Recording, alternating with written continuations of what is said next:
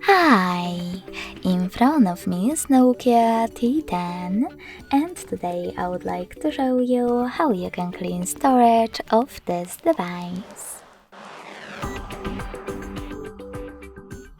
First of all, go into an app called Files and click on Clean section located under three lines at the top left corner. Now hit Clean under Junk Files. And last but not least, confirm your choice by selecting Clear in the pop-up.